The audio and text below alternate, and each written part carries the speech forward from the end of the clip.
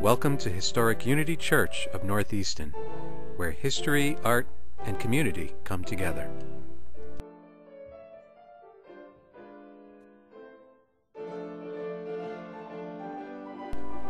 Unity Church is a major contributing structure to the North Easton National Historic Register District.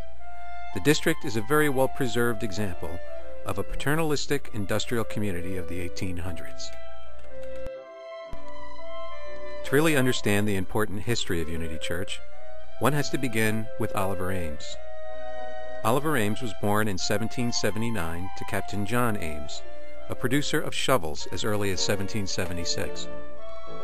After apprenticing with his father, Oliver Ames purchased the shovel shop Pond Dam and surrounding lands in 1804 and began the manufacture of shovels and hoes himself.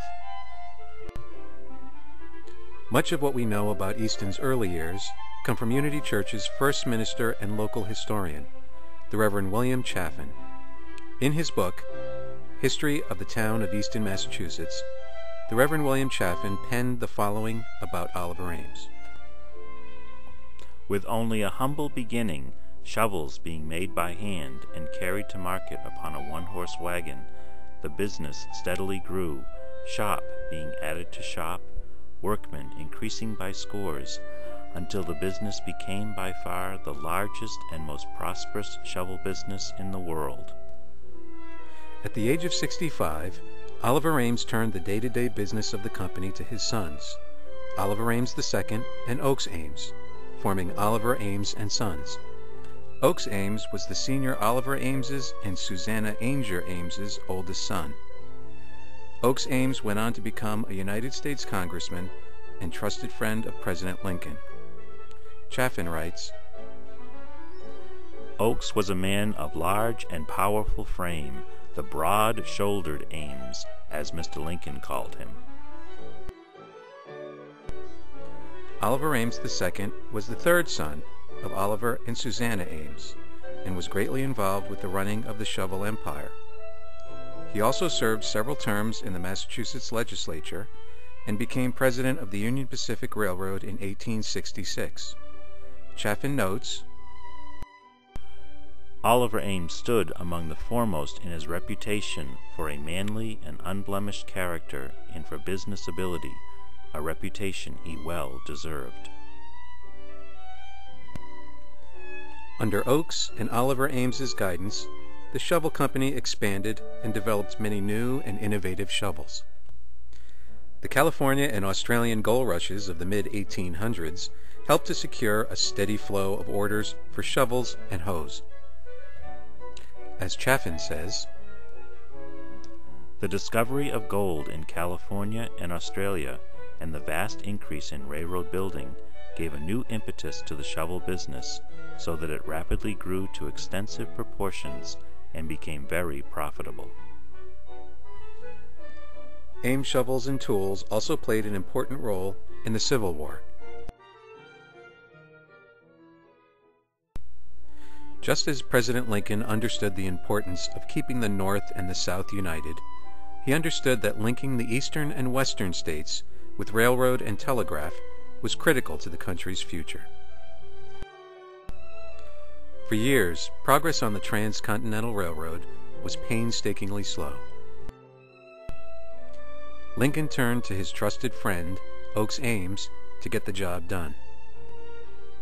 In large part, it was through the Ames brothers' combined efforts that the railroad was completed and the Golden Spike was driven to connect the Union Pacific with the Central Pacific in 1869. By the late 1800s, Ames and Sons was producing 3/5 of the world's shovels. As Ames and Sons prospered, North Easton grew and began to take on a character that we still recognize today. The Unitarian Society, now known as the Congregation of Unity Church of North Easton, Unitarian Universalist, outgrew its meeting house.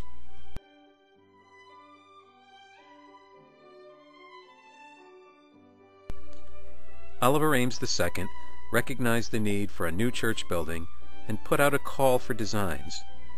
Many believe that H. Richardson submitted a proposal.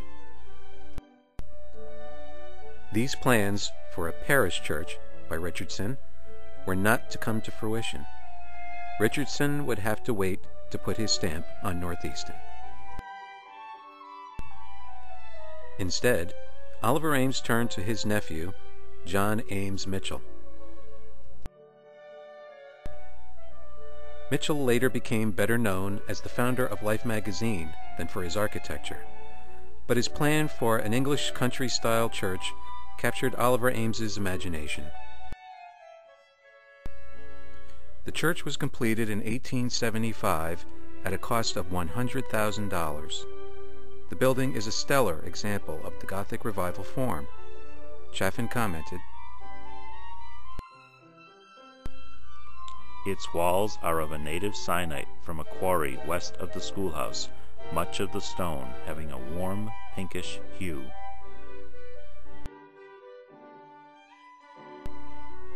The rear walls are mainly built of a hard, dark trap rock taken from the wide dike a few rods southwest of the same quarry. The spire is built of a bluish syenite from a quarry in Story Swamp west of Long Pond and is surmounted by a large stone cross." A visit to Unity Church will transport you back in time to the late 1800s. Walking in Mr. Ames's steps up the little hill at 13 Main Street toward the church surrounds a visitor by views virtually identical to those of 1878. To the south of the church is Unity Close, previously Mr. Ames's home and now renowned for its spectacular formal gardens.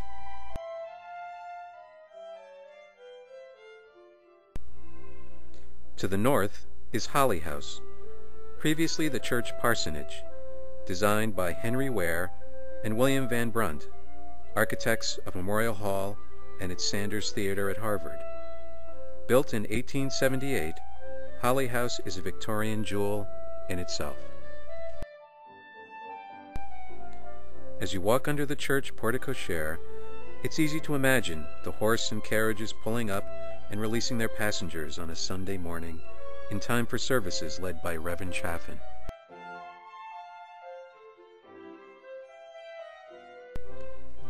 Continuing towards the rear of the church, the visitor sees prominent landscape architect Ernest Bowditch's work in the gently rolling hills and trees of the village cemetery.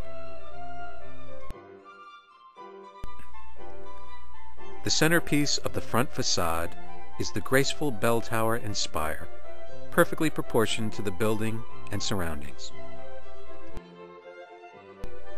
Stone was picked, cut, and placed to make the most of subtle color differences. The building's materials and design strike a perfect balance of strength and ornamentation. The attention to detail given to the building's exterior was carried into the interior. A visitor to the church in 1875 would have turned the same ornate brass doorknob and pushed the same decorative brass plates on the carved doors as visitors do today. This would have been the site that greeted the 1875 visitor. A central wooden altar anchored the front of the sanctuary. The pipes of the Hook and Hastings pipe organ were ornately decorated.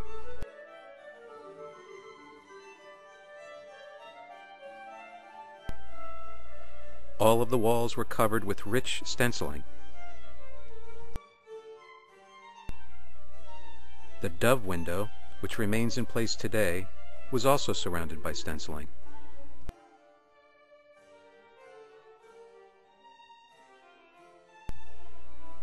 A segment of the original stenciling is preserved behind the organ pipes and reveals the bright colors of the original Mitchell design.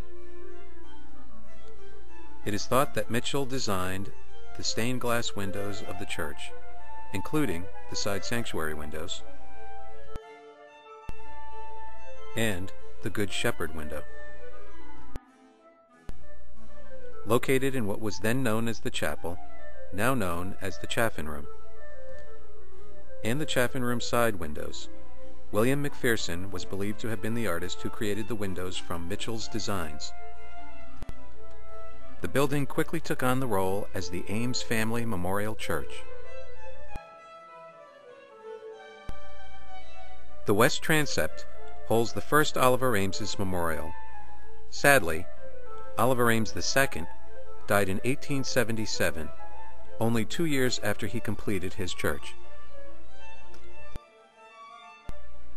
Many local historians believe that the Ames family turned to H. H. Richardson for the design of the Oliver Ames II Memorial.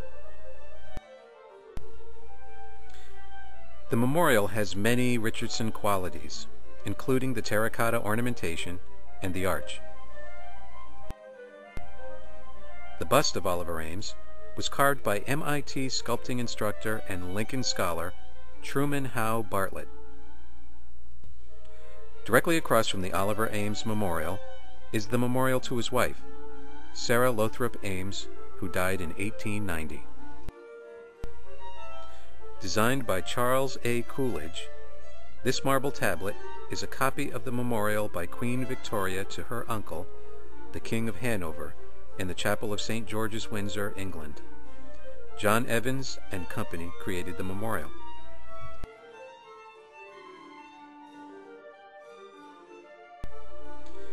It was Sarah Lothrop Ames who endowed the Music Trust Fund of Unity Church, thereby starting the tradition of great music at Unity. The Ames family turned to Coolidge and Evans again to create the memorial for Sarah Ames Witherell, the sister of the church's donor. The memorial was placed in 1894.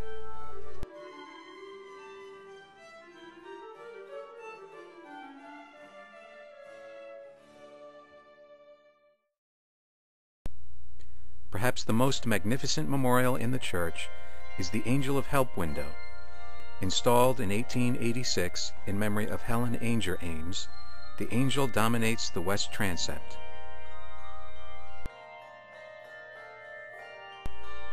Helen Ainger Ames was the church donor's only daughter. She died suddenly at the age of 46. The window was created by painter, muralist, and stained glass artist John Lafarge. Trinity Church in Boston contains many famous Lafarge murals. Lafarge perfected a revolutionary technique to produce opaline glass, predating Tiffany in the use of such glass. The Metropolitan Museum of Art calls Lafarge one of the most innovative and versatile artists of the 19th century. Lafarge is considered this country's greatest stained glass artist.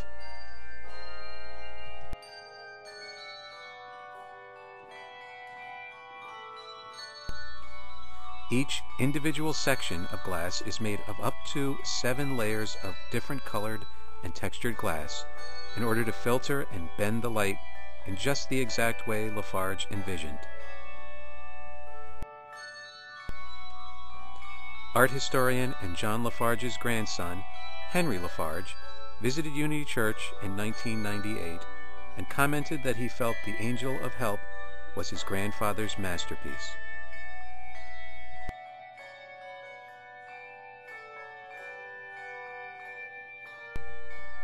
The window was restored by Victor Rothman in memory of David Ames in the fall of 2001. The window was removed, transported in sections to the Rothman Studios in New York, completely disassembled, cleaned, repaired, reassembled, then transported back to North Easton, where it was carefully reinstalled. The Angel of Help is at its most glorious on sunny winter mid-afternoons, when the sunlight streams through all of its glass jewels.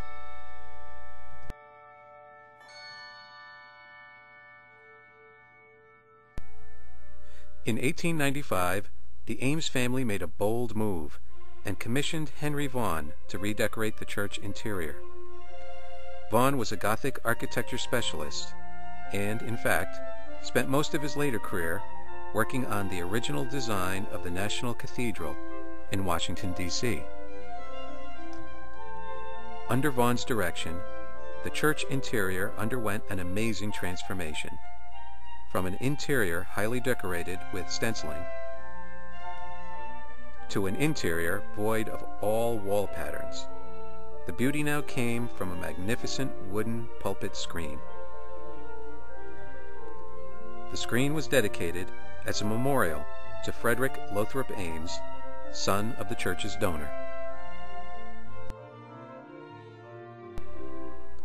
The wood carvings were executed by Bavarian-born master woodcarver John Kirchmayer.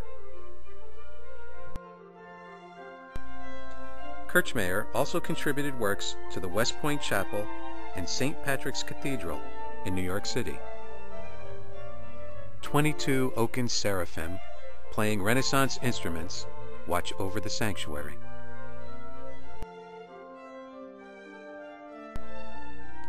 Each angel is a freestanding figure in its own tabernacle.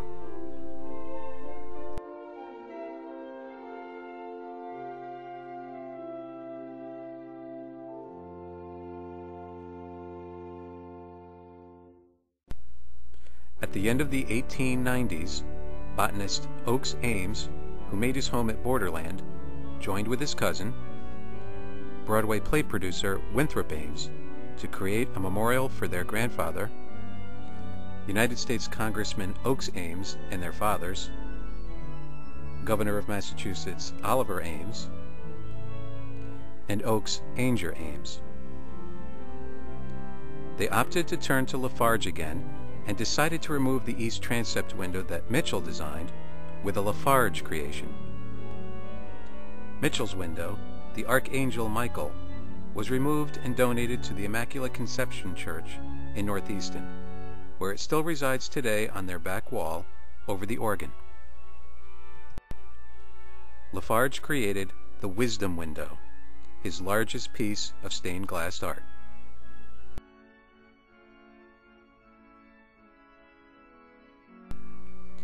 Here, Lafarge has enthroned the figure of Wisdom, a woman who he based on a Madonna, making her human with her halo becoming the back of her chair. The elderly gentleman, an allegorical figure for the length of days at the right hand of Wisdom, is based on a Donatello relief. While the young warrior, an allegory of riches and honor, is from a Mantegna painting.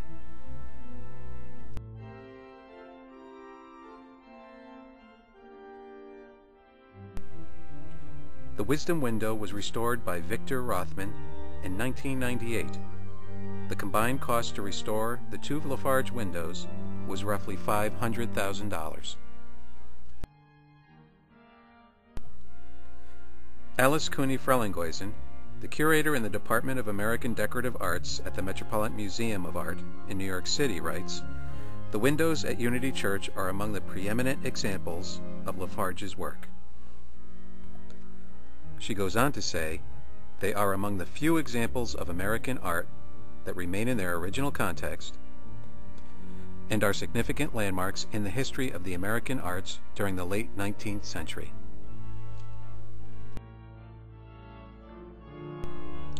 One final stained glass memorial was installed in 1925. The original rose window was removed and replaced with a rose window from the Charles Connick studio. Charles Connick was a well-known muralist and stained glass artist who revived the medieval style of stained glass windows.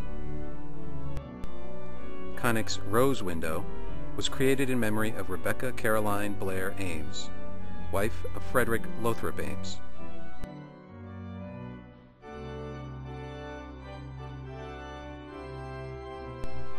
Unlike the Lafarge windows, the glass in this window is one layer thick.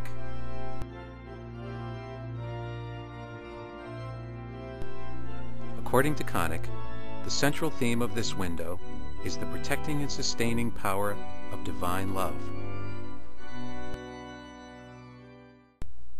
Not only is Unity Church rich in history and art, it is a vital community asset, much used by its congregation and the public at large.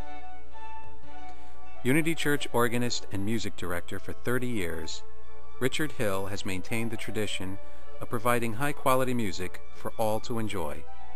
He offers a free organ recital to the public on the second Wednesday of each month at 12:15 to 12:45 p.m.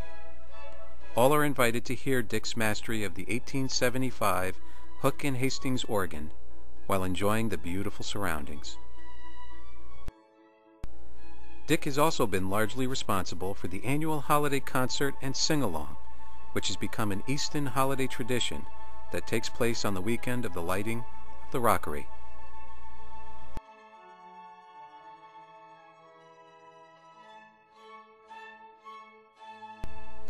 Another annual musical event at Unity Church is the benefit concert for Women's Place, the local women and children's shelter.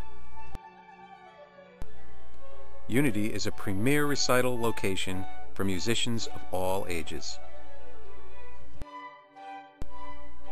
Unity Church recognizes its role as an important part of the Northeastern National Historic District and has maintained an open-door policy for public visits and tours.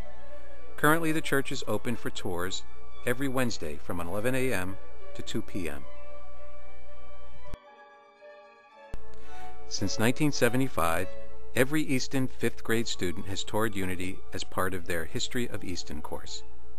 In addition, Unity has hosted such diverse tour groups as the Easton Historical Society, students from Stonehill College, the Victorian Society of America, the Society for Industrial Archaeology Annual Conference, and the Oregon Historical Society. Unity shares its space with Congregation Temple Israel and is a popular wedding location for couples from all denominations. The church is the location for the annual Easton Historical Commission Awards ceremony. Over the years, the church has hosted a variety of community groups, including Alcoholics Anonymous, South Shore Coalition for No Place for Hate, Easton Cultural Council, PFLAG, and the Girl Scouts. Unity Church has been a place of worship, a musical venue, a community gathering place, and a source of civic pride for over 130 years. Unfortunately, all of those years and New England weather have paid a heavy toll on this beautiful building. During the summer of 2004, water damage was noted at several areas along the west wall. A ground-level inspection of the roof and gutters revealed obvious gutter damage. Portions of the west gutters were replaced in hopes of halting the influx of water. The simple plan didn't work. Instead, water damage began to be noticeable in additional areas. It became clear that a more systematic investigation was warranted. Oliver Ames deeded the church building to 9 self-perpetuating trustees. Although the church is home to the Unitarian Universalist congregation of Unity Church of North Easton, the building itself is still owned by 9 trustees as laid out in Oliver Ames's deed. The church building is not owned by any religious organization. In the spring of 2005, the Unity Church trustees retained the services of architect James S. Thomas to perform a comprehensive survey of the structure. Ellen Dehm, chair of the Unity Church Restoration Committee, summarizes Mr. Thomas's findings. From the tip of the steeple to the bowels of the basement. The survey was completed in January of 2006. Knowing the level of historical significance of the building, Mr. Thomas sought out a team of nationally known experts in the field of historic preservation. Dr. Judith Selwyn of Preservation Technology Associates performed a thorough masonry and roofing condition report. Mr. John Coote of Le Mercier Consultants completed a preliminary structural engineering evaluation. With the aid of a lift provided by Fulton Waterproofing and Construction, Mr. Thomas and his team obtained a bird's-eye view of the upper reaches of the church. What they found was disheartening. The team began their inspections at the steeple. Moss was growing along many of the mortar joints, a clear sign of water penetration. Once water gained access to the mortar joints, every freeze-thaw cycle brought additional damage, as ice formation would push joints apart, allowing for even deeper water penetration with the next thaw. These repeated freeze-thaw cycles are literally breaking the mortar joints apart. It was clear that multiple attempts at mortar repair had taken place over the decades. While some repairs were holding fast, others were of variable quality. In many areas, the mortar wasn't matched properly to the original mortar, resulting in repairs that simply didn't bond well. In a few areas, caulking materials had been used inappropriately as mortar substitutes. The team discovered several areas where pieces of granite had completely broken away. Efflorescence, the powdery white substance seen on the faces of the stones, was yet another indicator of water damage. At the base of the tower, where the tower meets the slate roof, is a large expanse of copper flashing called the cricket. Despite the many layers of sealant on the cricket that have been applied over the years, the flashing is dangerously thin. In fact, in some areas, the flashing is worn completely through. Perhaps the most concerning to the survey team was the presence of a prominent bow to the southwest corner of the bell tower. The other three corners of the tower also bowed slightly, and the inspectors considered the possibility that the bow was part of the original design. The extent of the southwest bow, however, was significantly out of proportion to the other corners and definitely deserved more investigation. Attention turned to the inside of the steeple and bell tower. A view looking directly into the cone of the steeple shows a coating of a dark pink material known as parging. The parging continues all the way down through the bell tower. The parging was likely added decades after construction in an attempt to waterproof the steeple and tower. Unfortunately, rather than seal moisture out, the parging helped to seal water in between the stonework and the parging itself, setting up freeze-thaw cycle damage inside the tower. Diffuse mortar damage was obvious on the inside of all four walls of the tower.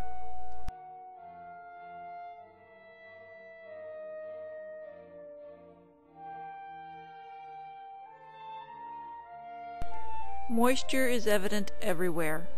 These shots show the dark brown patches of moisture seen after a rainstorm.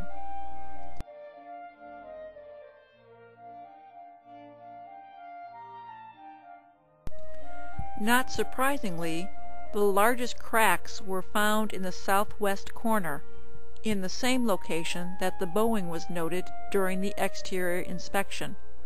Here a quarter was placed in the crack to show scale. Mortar damage in the tower had likely been progressing over decades. However, based on the escalation of internal water damage, by the summer of 2005 it seemed as though a critical threshold had been crossed. The plaster walls inside the sanctuary, that were located adjacent to the tower, started to bubble up and flake away rapidly. These are views of the east transept wall, adjacent to the north wall of the tower. By the early spring of 2006, internal water damage was escalating at an alarming rate. The plaster damage over the door to the bell tower also progressed rapidly. Soon chunks of plaster were falling to the floor.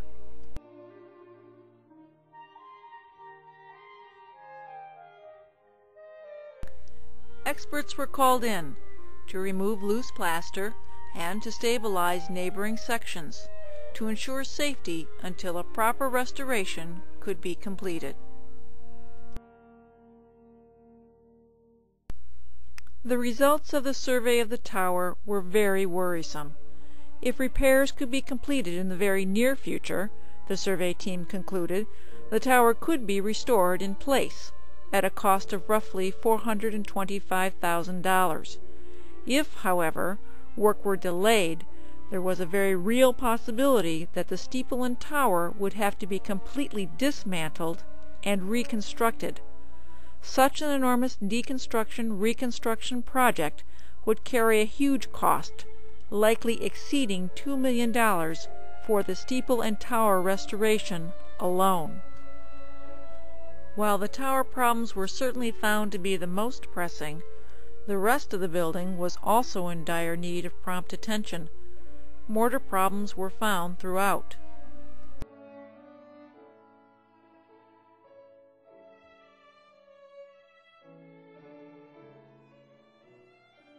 In fact, at one location, the mortar joint contained so much water and loose sand that it provided an environment suitable for lush vegetation.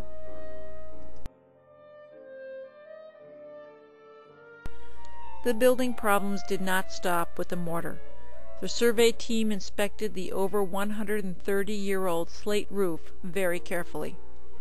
The nail heads of all the slate nails had rusted away, leaving only nail pegs to keep the slate in place.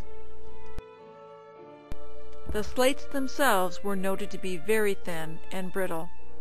Every single slate would have to be replaced.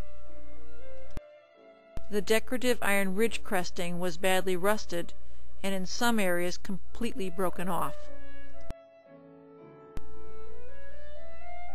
The junctions of the iron crusting and copper flashing had corroded.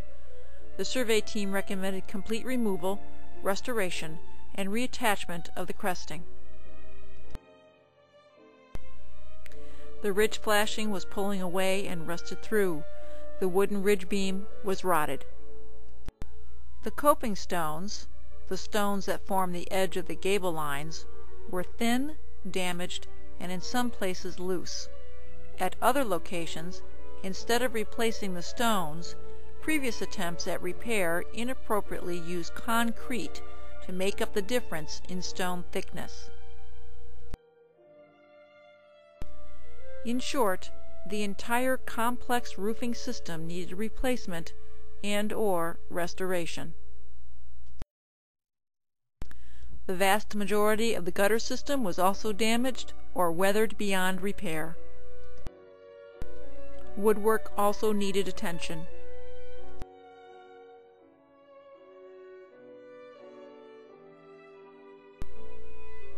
Plastic window coverings, placed in the past to protect the windows, only acted to keep moisture in, causing more damage. The window protectors had also become milky and unsightly. They needed to be removed. The internal restoration would also have to be comprehensive. Plaster would need to be repaired, and all plaster surfaces repainted. Stenciling would need to be restored. Worn carpeting would need to be replaced with new carpeting or other flooring material, and wooden floors would need to be refinished. Current lighting is neither historically sensitive nor effective. The heating system is obsolete. A 2004 energy audit by the Massachusetts Interfaith Power and Light Coalition found that Unity Church uses 84% more energy per square foot compared to the average facility of its type. The decades-old heating pipes break frequently, adding to water damage and costing thousands of dollars in repairs. The church grounds are also sorely in need of attention. Necessary site work includes improved drainage, handicapped parking, lighting, and traffic flow. The total cost for a comprehensive restoration is estimated at $2 million.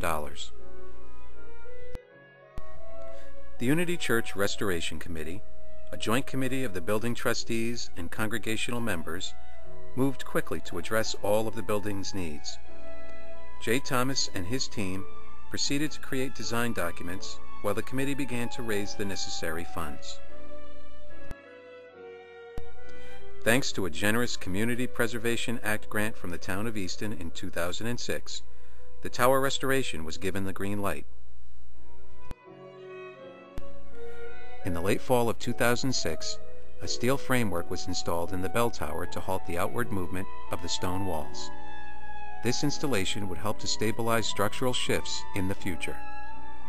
The bulk of tower restoration involves temperature-sensitive mortar work and will begin in the spring of 2007.